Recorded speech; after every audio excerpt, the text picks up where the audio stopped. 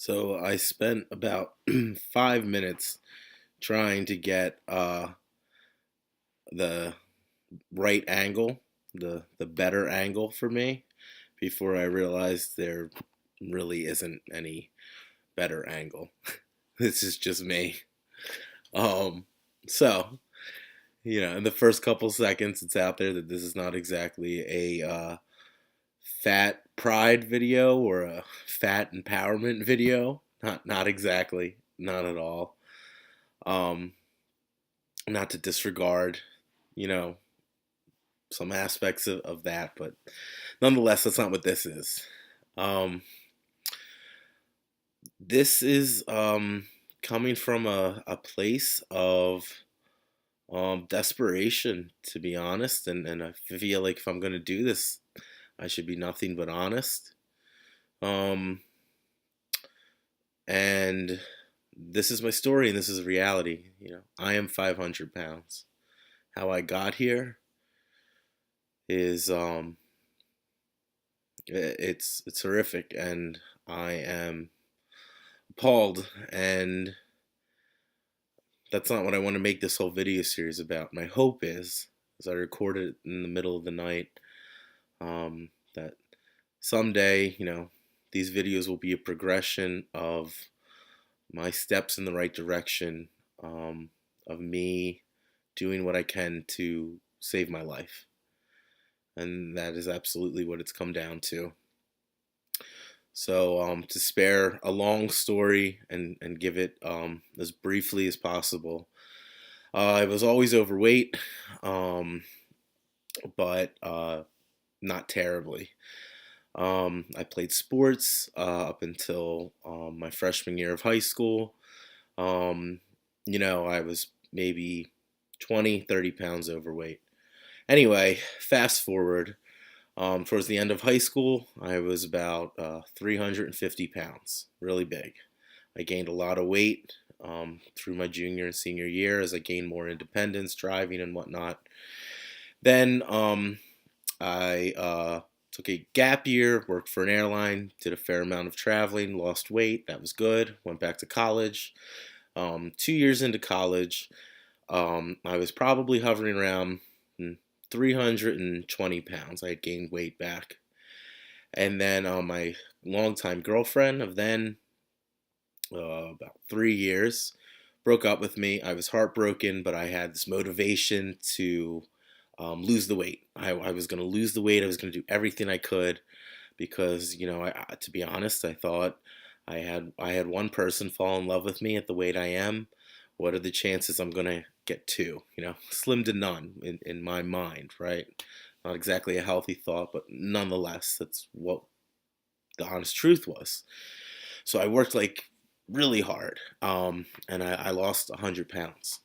And for me, I was thin, and I was so excited and so happy, and I was looking so so good for me. And I was a few months shy of my 21st birthday, and everything I thought was looking amazing.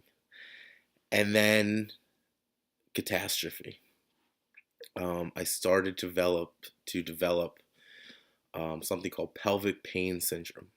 Now, I can't believe I'm sharing this on YouTube. I think it shows the state of desperation to an extent because I spare the details to even my closest friends. Um, the moral of the story is the pelvic pain, it came on fast, and it came on fierce. It's pain that I continue to deal with uh, in my private area, in my genital region, and it's horrific. It affects my ability to have a relationship, at least a physical one. It affects my ability to sleep at night, which is why I'm making this video at 3:30 in the morning. Um, it has been catastrophic. That started again a few months before my 21st birthday, and I was doing so well. And then once I was struck with this pain, I just started to gain the weight back. um, what I had lost, and then some, and then more and more and more each year as this pain continued. Um, this pain,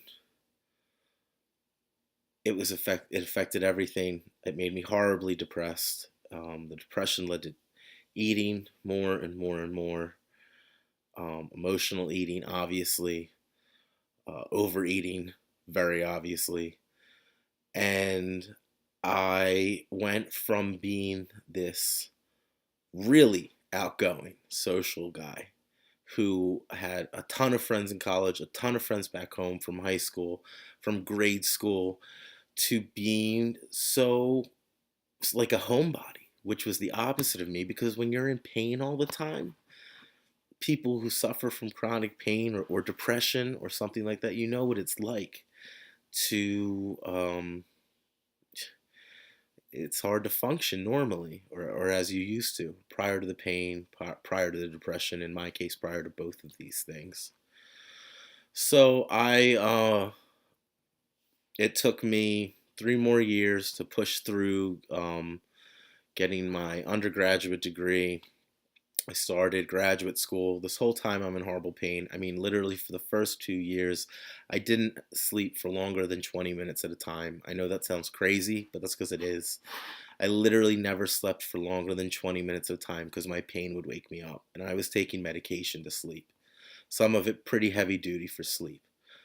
And I would still wake up. The pain was that bad. So it was in a dark, dark place.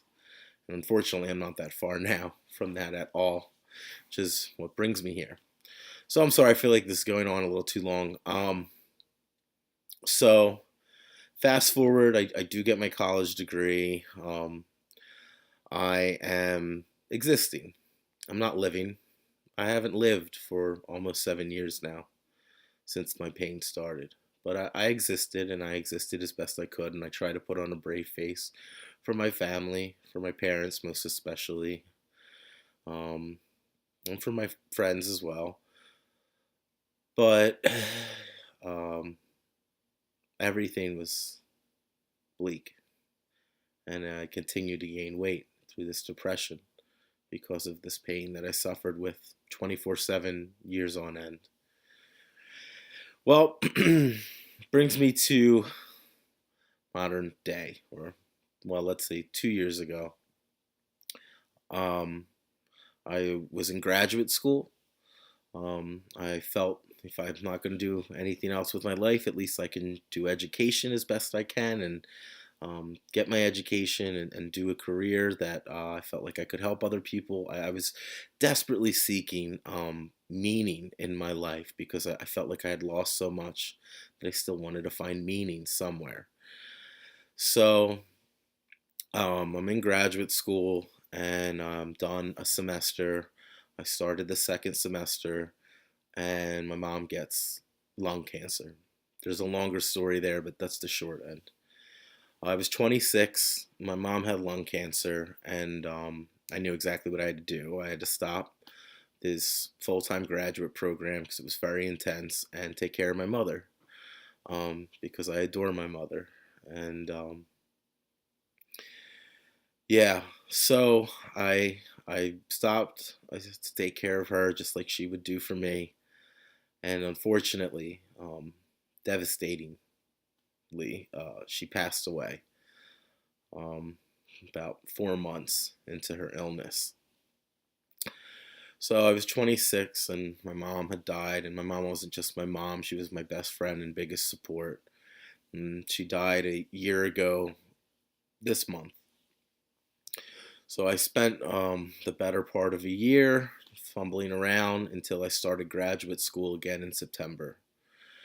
And um, I got through the semester, I got through another semester, but my pain, my chronic pain was horrible. And then I gained over the past year another 100 pounds, which has brought me to the 500 pounds. So since my mom died, I gained another 100 pounds, which is why I am now 500 pounds, which is gross and terrifying and sad.